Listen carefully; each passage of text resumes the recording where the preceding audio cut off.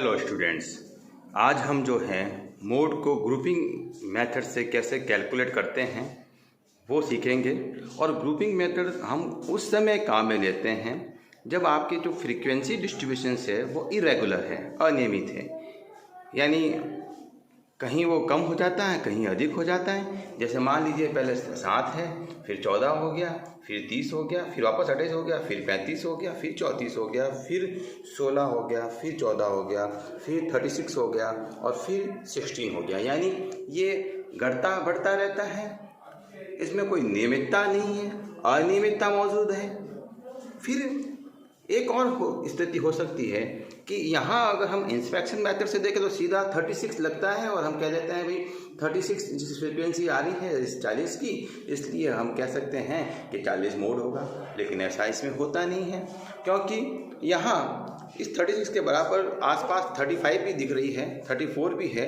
यानी इसमें जो मॉडल फ्रिक्वेंसी हो सकती है या ग्रुप हो सकता है वो भी हो सकता है जिसकी फ्रीक्वेंसी के आसपास की फ्रीक्वेंसी का जमावड़ा ज़्यादा हो।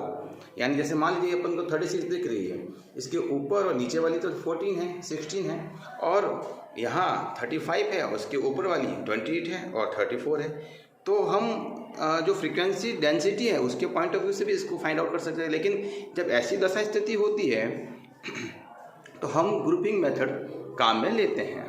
तो ग्रुपिंग मेथड में अब एक क्वेश्चन अपने लिया है कि विद्यार्थी हैं, मान लीजिए 250 विद्यार्थी हैं और उनमें एवरेज ये कॉलर जो है, कॉलर का माप है, मॉडल माप वो निकाला गया है 32, 33, 34, 35, 36, 37, 38, 39, 40 एंड 41। इसके रेस्पेक्टिवली इनकी फ्रीक्वेंसी दे रखी है 7, 14, 30, 28, 35, 34, 16, 14, 36 एंड 16। अब अपन जब ग्रुपिंग मेथड काम में लेते हैं तो हमारे सामने कॉलम की दुविधा आती है। तो हमें यहाँ कॉलम बनाने होते हैं 6। कैसे? Column number 1, column number 2, third, fourth, fifth, 6। तो हमने 6 कॉलम यहाँ बना रखे हैं। 6 कॉलम बनाकर जो पहला कॉलम होता है उसमें तो जो हमारे क्वेश्चन में जो आवर्ती दे रखी होती है, यानी जो बेसिक आवर्ती दे रखी होती है, जो एक्चुअल होती है, रियल होती है, उसको हम पहले कॉलम में एफ लिखकर इसके जो कॉलर माप है या जो भी इसकी एक्स वैल्यू होती है उसके रेस्पेक्टिवली इसको पहले कॉलम में क्वेश्चन में दे रखी आवर्ती को एज इट इज लिख देते हैं। ये हमने लिख दिया है पहले कॉलम में 7, 14, 30, 28, 35, 34, 16, 14, 36 एंड 16। अब हम क्या करते हैं, इसका एक स्टेप बाय स्टेप प्रिंसिपल हम फॉलो करना होता है इसमें कि जो सेकंड है कॉलम उसमें पहले कॉलम की लगातार 2 आवर्तियों का जोड़ कर लेते हैं। यानी नोट कर लेना आप कि जो सेकंड कॉलम है उसमें हम पहले कॉलम की आवर्तियों को लगातार क्रमिक रूप से 2 का जोड़ कर लेते हैं। जैसे ये 7 है और इसमें 14 का जोड़ करते हैं तो 21 हो गया। ये 30 है, इसमें 28 का जोड़ किया तो 58 हो गया। ये 35 है और इसमें 34 का जोड़ किया तो 69 हो गया। ये 16 है और इसमें 14 का जोड़ किया तो ये 30 हो गया। और ये 36 है, उसमें 16 का जोड़ किया तो ये 52 हो गया। तो पहली वर्ग जो था कॉलम उसमें जो एक्चुअल फ्रीक्वेंसी थी उसके 2 जोड़ करके हम सेकंड में लिख देते हैं। तो सेकंड जो होता है वो पहले कॉलम की आवर्तियों का लगातार 2 का जोड़ होता है। तीसरे में क्या होता है, तीसरे में हमें पहले कॉलम की फर्स्ट आवर्ती को छोड़ना पड़ता है। जैसे ये 7 है, इसको अपन ने छोड़ दिया, तो अब इसको छोड़कर बाकी शेष सभी को 2 को काउंट कर लेते हैं। यानी तीसरे कॉलम में कॉलम फर्स्ट की पहली आवर्ती को हमें छोड़ना होता है और फिर शेष आवर्तियों को 2 का जोड़ करके जोड़ लेना होता है। जैसे 7 को छोड़ दिया और 14 है और 30, इसको जोड़कर ये 44 हो गया। उसके बाद 28 और 35 को जोड़ दिया तो 63 हो गया। और 16 34 और 16 को जोड़ दिया तो 50 हो गया, और फिर 34 और 16 को जोड़ दिया तो 50 हो गया। तो इस तरीके से हमने जो है आपके थर्ड कॉलम जो था उसमें फर्स्ट कॉलम की पहली आवर्ती को छोड़कर शेष दो को जोड़ लिया। अब आ जाता है हमारे सामने आपके फोर्थ कॉलम। फोर्थ कॉलम में क्या होता है, हमें कोई छोड़ना नहीं है, केवल जोड़ना है, और पहले कॉलम की तीन आवर्तियों को जोड़ना है। जैसे अपन ने सेकंड कॉलम में पहले कॉलम की दो आवर्तियों को जोड़ा था, ठीक इसी प्रकार से इस फोर्थ कॉलम में पहले कॉलम की तीन आवर्तियों को जोड़ेंगे। जैसे ये देख लो आप, 7, 14 और प्लस 30, इसको जोड़ेंगे तो ये 51 आ गया। तो इस तरीके से इन तीन को हम यहाँ पर जोड़ेंगे, 30 और 14 44 और 7 51। ठीक इसी प्रकार से जोड़ते जोड़ते हम जैसे 28, 35 और 34 को जोड़ेंगे तो ये 97 आ गया, और 16, 14 और 36 को जोड़ेंगे तो 66 आ गया।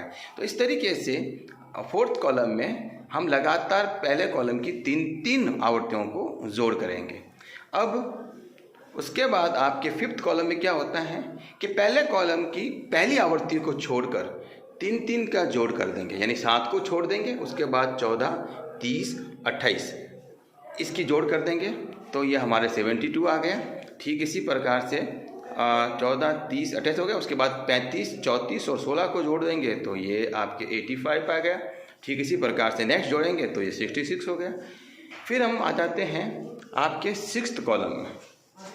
सिक्स्थ कॉलम में क्या होता है कि कॉलम फर्स्ट की पहली दो आवर्तियों को, जैसे 7 और 14, इसको छोड़ देते हैं, इसको नहीं जोड़ करेंगे। शेष जो अगली जोड़ होती है जैसे 30, 28 और 35, इसको जोड़ करेंगे तो अब आपके 93 आ जाएगा, और उसके बाद 34, 16 और 14 को जोड़ कर देंगे तो हमारे सामने 64 आ जाएगा। तो ये हमने जो है 6 कॉलम देख लिए, और कॉलम सेकंड से हम देखेंगे कि कौन सी सबसे ज़्यादा दफ़ा आ रही है, तो उसको हम अंडरलाइन कर लें या गोले में डाल दें। तो इस सेकंड में देखें सबसे ज़्यादा कौन सी आ रही है, 69, इसको गोला कर लिया। ये देखिए 21, 58, 69, 30 और 50 में सबसे ज़्यादा कौन सी है, 69, इसको गोले में डाल दिया। और इधर देखें तो आपके ये जो 44 है और ये 63 है, तो इस 63 को अब अपन को गोले में डालना पड़ेगा। तो अपन जो है यहाँ पर देख लेते हैं कि थर्ड में जो है ये आपके 63 को गोले में डाल दो, और उसके बाद 97 को डाल दो, सबसे मैक्सिमम यही है। और उसके बाद आपके 72, 85 और 86 में 85 मैक्सिमम है, और 93 और 64 में आपके जो जोड़ आ रहा है आवर्तियों का वो 93 का मैक्सिमम है। तो हमारे सामने अब ज़्यादा कैलकुलेशन करने की ज़रूरत नहीं, क्योंकि परीक्षा के पॉइंट ऑफ व्यू से अगर अपन देखें तो अपन इसको इजीली बना सकते हैं कि ये जो जोड़ दिख रहा है उसमें कौन सी आवर्ती सबसे ज़्यादा आ रही है, जोड़ में भागीदारी किस आवर्ती और किस ग्रुप का सबसे ज़्यादा हो रहा है, उसको टैली बार, ये जो टैली बार होता है, टैली बार कुछ नहीं होता है, 4 एंड क्रॉस रूल होता है। बेसिकली टैली बार को हम 4 एंड क्रॉस रूल कहते हैं। इसके द्वारा हम आवर्तियाँ ज्ञात करते हैं। अगर एक बार रिपीट हो रहा है तो 1 लिख देते हैं, 2 बार है तो 2 रिपीट, 3 बार है तो 3 रिपीट रख देते हैं, 5 बार है तो 5 बार रिपीट कर देते हैं, और उसके सामने नंबर ऑफ फ्रीक्वेंसी हम लिख देंगे कि वो कितनी दफ़ा रिपीट हो रही है। अब देख लीजिए आप कि ये जो 69 है उसमें ये किसका जोड़ आ रहा है, 69 जो हो रहा है वो किन आवर्तियों के जोड़ से हो रहा है। से हम देखते हैं कि जो वो मैक्सिमम आवर्तियाँ थी उसको अपने गोला करके आए, जैसे 69, 63, 97, 85, 93। तो अब ये देखते हैं कि ये जो मैक्सिमम आवर्तियाँ हैं वो कौन कौन सी आवर्तियों के कंट्रीब्यूशन से बनी है।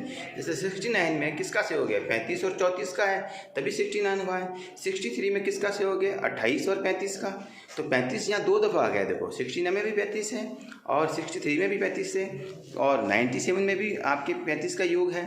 तो इस प्रकार जो आवर्ती जितनी बार रिपीट होती है उसको हम टैली बार में यहाँ लिख देते हैं। जैसे 1 है, 3 बार है, 35 आई है, 5 बार आई है। तो इस तरीके से ये टैली बार जो होता है वो 4 एंड क्रॉस मेथड होता है। इसके आधार पर हमें लगता है कि 69 में भी कंट्रीब्यूशन 35 का ज़्यादा है, 63 में भी 35 का है, 97 जो बना है उसमें भी कंट्रीब्यूशन 35 का है, और 97 में भी है, 85 में भी है और 93 में भी है। तो इस तरीके से इनकी जो नंबर ऑफ आपकी फ्रिक्वेंसीज हैं वो 1 रिपीटेशंस 1, 3 और 5, तो 35 जो है वो 5 दफ़े रिपीट हुआ है। तो इस प्रकार यहाँ कॉलर माप जो मॉडल का आएगा वो 36 आएगा, यानी बहुलक माप जो होगा वो 36 होगा, क्योंकि ये 35 जो है वो आपके 5 दफ़े रिपीटेशंस हुआ है। तो इस तरीके से हम जो है आपके ग्रुपिंग मेथड से मोड को फाइंड आउट कर सकते हैं।